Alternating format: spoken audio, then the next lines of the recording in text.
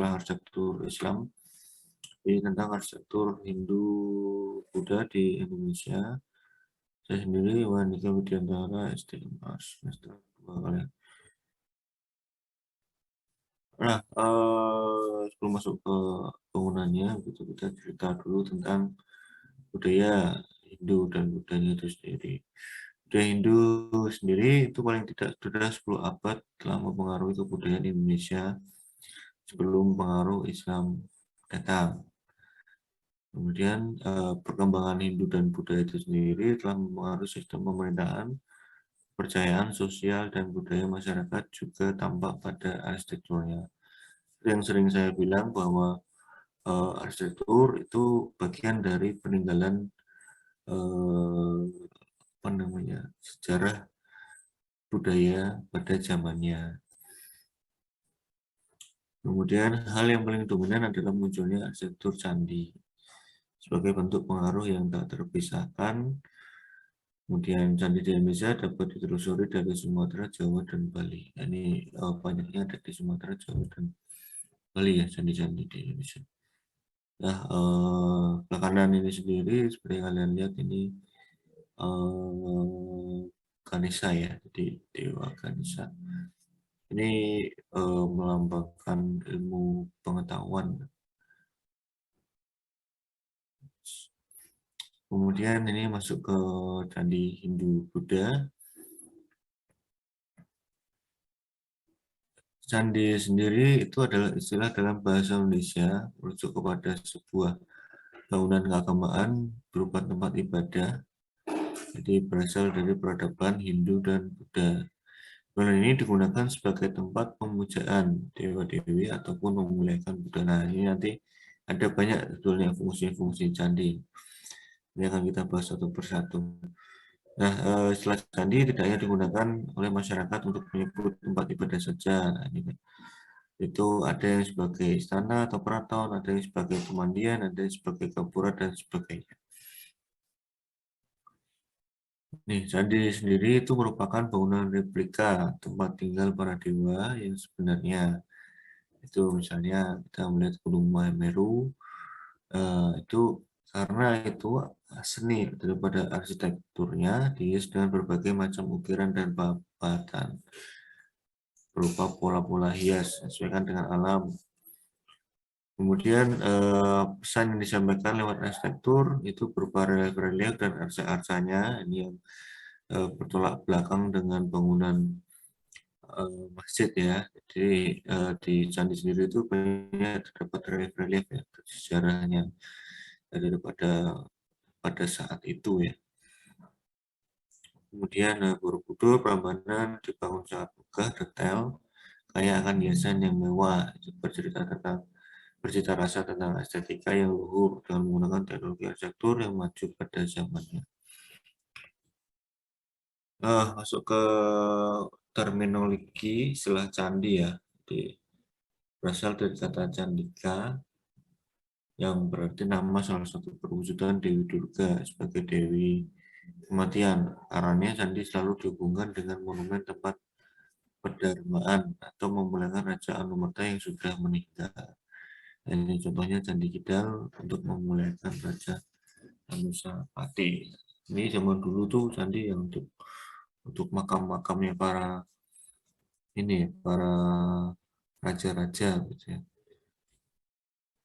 Kemudian ada penafsiran yang berkembang di luar negeri, terutama di antara penutur bahasa Inggris bahwa adalah istilah candi hanya merujuk pada bangunan peninggalan era Hindu Buddha di Nusantara kita, itu Indonesia dan Malaysia. Contohnya Candi Lembah Bujang di Kedah. Nah ini foto gambarnya. Mungkin ini udah ini ya rubuh ya. Atasnya udah nggak ada. Nah yang di Thailand juga ada istilah candi itu dikenal dengan namanya itu Wat ya. Nah makanya ada Wat Arun, Wat Po itu artinya Candi Arun, Candi Po itu di Kamboja di Thailand itu. Itu ini istilah candi juga terdengar mirip dengan istilah jadi dalam bahasa Thailand yang berarti juga stupa. Nah ini bagaimana persebaran candi yang ada di Indonesia dan juga sekitarnya gitu ya. Banyak sih yang seperti dibilang tadi ada di Sumatera, Jawa, Bali, Kalimantan ya ada sedikit, ini ada Agung Laras di Sumatera, ada Muara Takus, Angsoka dan lain-lainnya. Di Jawa sendiri paling banyak ya, Borobudur, Pawon, Mendut, Gunung Wukir, Ratu Boko ini, kemudian Trowulan itu Perahu, Bajang dan lain-lain. Nah, di Bali sendiri ada Gunung Kawi, Goa Gajah. Nah, di Pulau Jawa, Bali, Sumatera, dan Kalimantan banyak ditemukan di Jawa Tengah. Ada sih beberapa candi yang termasyhur, yang terkenal ya, tuh ada Borobudur, Prambanan, dan Mendut. Ini mungkin bagian besar kalian sudah pernah ke Borobudur, Prambanan ya. Ini yang Candi Prambanan ini. Kalian bisa lihat perbedaannya dengan Candi Borobudur, di mana Candi Borobudur itu dia lebih ke samping ya, jadi agak gemuk ya kalau istilahnya itu. Kalau yang Candi Prambanan dia ramping ke atas, dia menjulang ke atas, dia lancip. Oke, kemudian ini Candi Mendut. Pada satu era dalam sejarah Indonesia, yaitu dalam kurun abad ke-8 hingga 10 tercatat sebagai masa paling produktif dalam pembangunan candi. Jadi paling banyak itu candi di abad ke-8 dan 10. Itu pada saat kerajaan Mataram dan besar dan kecil memenuhi dataran Kedu dan dataran Kewu di Jawa Tengah dan Jogja. Hanya peradaban yang cukup makmur dan terpenuhi kebutuhan sandang dan pangannya sajalah yang mampu menciptakan cipta arsitektur bernilai tinggi seperti ini. Nah, ini kalau kita bayangkan ya udah makmur, bikin deh simbol-simbol tentang peninggalan-peninggalan sejarah budaya gitu ya. Nah, beberapa candi yang corak Hindu itu ada Prambanan, Gunung Songo, Dieng, Penataran. Kemudian yang bercorak Buddha itu ada Borobudur, Sewu, eh, kemudian ya banyak kan sih cuma Borobudur dan Sewu. Kalau Candi Prambanan Jawa Tengah adalah satu candi Hindu Siwa ya, Hindu yang kiblatnya ke Siwa yang paling indah. Oke, ya kemudian masuk ke candi-candi di Bali nih. Di Bali sendiri itu candi itu biasa disebut dengan pura, yaitu fungsinya daripada untuk tempat pemujaan itu umat Hindu. Umat Hindu sendiri itu sangat erat, sangat dekat kaitannya dengan leluhur ya. Ada macam-macam pura banyak sekali ya di Bali itu ada pura Kaya Desa, pura Kaya Jagat, pura Satkaya, pura Kawitan, sama pura Sawakina. Nah, kalau di Bali itu eh, ada namanya desa ya, pura Kaya Desa itu biasanya kalau di di kampung di Jawa itu istilahnya kayak balai RW ya, tapi dia eh, tingkatannya tuh desa. Desa itu kalau di Bali itu satu kelurahan untuk namanya desa. Oke, nah ini jenis dan fungsi candi itu ada macam-macam ya. Ada yang ada berdasarkan agama, kemudian ada berdasarkan hierarki dan ukuran macam-macam. Kalau berdasarkan agama sendiri itu ada candi Hindu, candi Buddha, kemudian candi Siwa Buddha, candi non religius itu berdasarkan agama. Kalau berdasarkan hierarki dan ukuran itu ya berdasarkan eh, ciri ya sifat dari candi itu ada yang candi untuk kerajaan, kemudian candi Wanwa atau Watak ya, ini biasanya kecil dan hanya bangunan tunggal yang tidak berkelompok. Ini digunakan pada desa suatu kerajaan tertentu. Kemudian ada candi pribadi, ini miliknya pribadi itu. Kemudian ini berdasarkan fungsi ya paling banyak. Itu untuk pemujaan, kemudian untuk lambang yang stupa, kemudian untuk pedarman, kemudian untuk pertapaan, itu untuk pertapa. Gitu. Nah, pedarman itu seperti yang sempat disinggung tadi untuk memulihkan arwah raja atau tokoh penting yang meninggal di situ ya. Kemudian ada candi wihara, ada candi gerbang. Nah, tentu kalau wihara itu untuk para umat Buddha ya, untuk biksu. Candi gerbang itu untuk gapura atau pintu masuk. Kemudian petirtaan ya, jadi kalau bahasa Balinya air itu tirta, tirta suci ya. Air suci ya, tirta itu ya bahasa Bali, sumber air. Ini, beberapa bangunan untuk purbakala, batu landasan pendopo perumpa. Ini peninggalan-peninggalan ya. Oke, itu tadi sedikit tentang candi-candi arsitektur Hindu-Buddha. Ini tugas kalian, saya minta kalian mencari lagi candi-candi yang ada di Indonesia, masing-masing satu ya, jangan sampai ada yang sama. Tidak harus di Indonesia deh, ke luar juga boleh, di Malaysia atau di Thailand boleh-boleh aja, cari-cari aja buat di presensinya seperti yang masjid sebelumnya itu, supaya kalian tidak ada yang sama. Jangan sampai kalian mencari datanya itu tidak komplit. Cari yang datanya komplit ya, mungkin yang situasi ya, gambar situasi, kemudian tampak perspektifnya, lokasi, sejarah, fungsi, perancangnya siapa, berdiri pada tahun berapa, ini data. Kemudian filosofi candinya itu seperti apa, apakah dia menggunakan bentuk apa, warnanya seperti apa, simbol-simbol ornamennya itu seperti apa.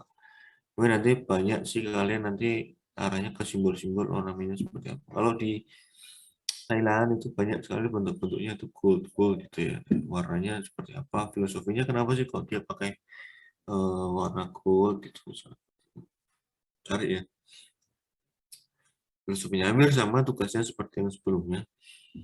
Di kalian analisa sungguh semester pengulangan irama dan datum transformasi. Itu besok ada Minggu sama seperti yang sebelumnya kita asistensi ini dikumpulkan di pertemuan berikutnya ya. Ini nanti juga outputnya juga sama. Ini kalian saya minta membuat poster gitu ya. Nanti masing-masing nanti ketika UTS itu kalian saya minta mengumpulkan 2 poster candi ini sama poster masjid. Nah, 2 itu nanti akan saya pakai untuk nilai UTS. Output ini outputnya PowerPoint aja, Word-nya nggak usah.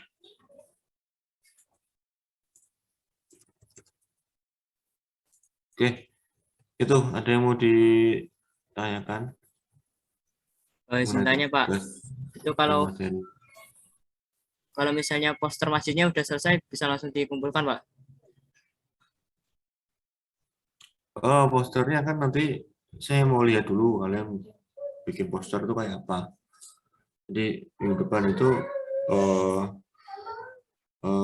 next week atau pertemuan minggu berikutnya saya mau lihat kalian posternya seperti apa. Saya mau presentasikan kalian posternya seperti apa. Nah, nanti akan saya koreksi.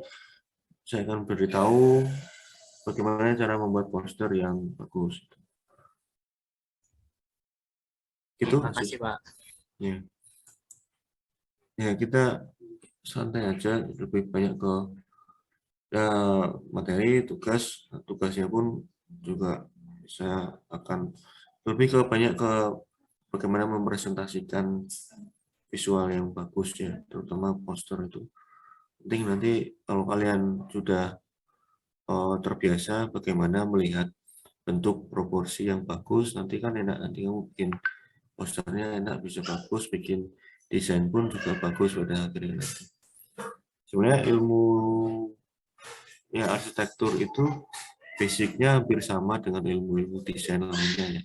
Desain, ilmu seni, cuma yang membedakan arsitektur itu pakai teknik ya, teknis ukuran. Kita memikirkan bagaimana dari gambar visual itu bisa terwujud menjadi sebuah bangunan yang nyata seperti itu.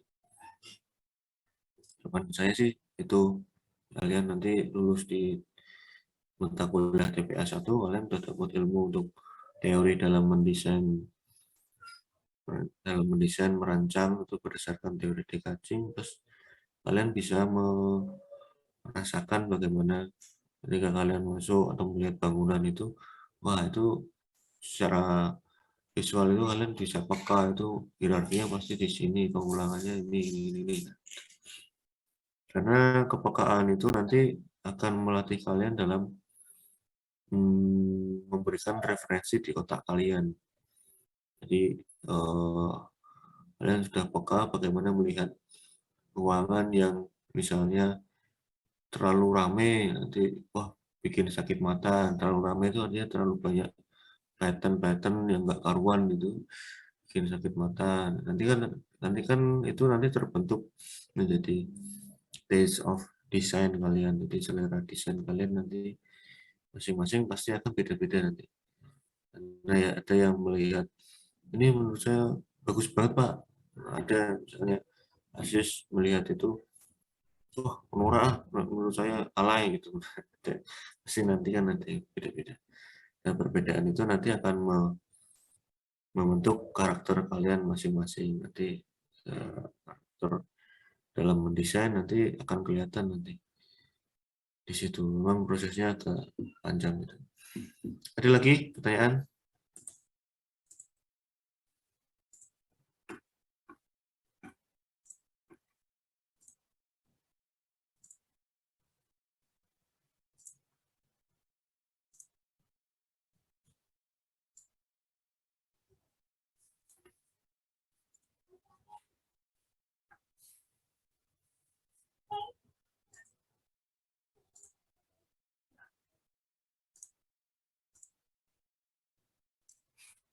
Kalau nggak ada, saya absen ya.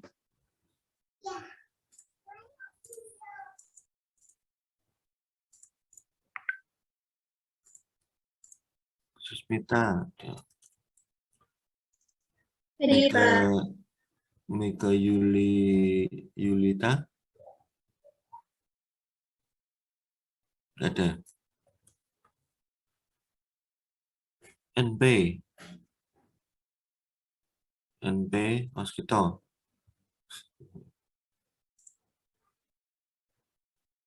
Mas Kito mana Mas Kito?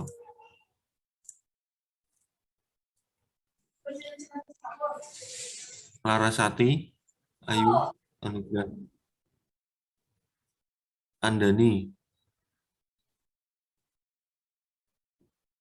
Andani nggak ada, Elvi.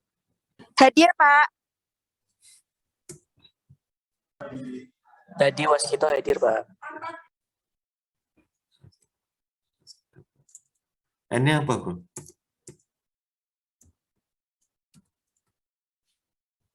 Pratomo. Hadir, Pak. Fahroni, M. Pawayan Mega hadir ya, Pak. Hadir, Pak. Mega siapa? Mega Yulita Nancy. Oh, nah tadi kok nggak ada lagi di belakang? Enggak, Pak. Nggak, di depan berarti ya. N. Imam. Ada. N. Imam ini nggak pernah masuk ini. Setiawan. Setiawan nggak ada.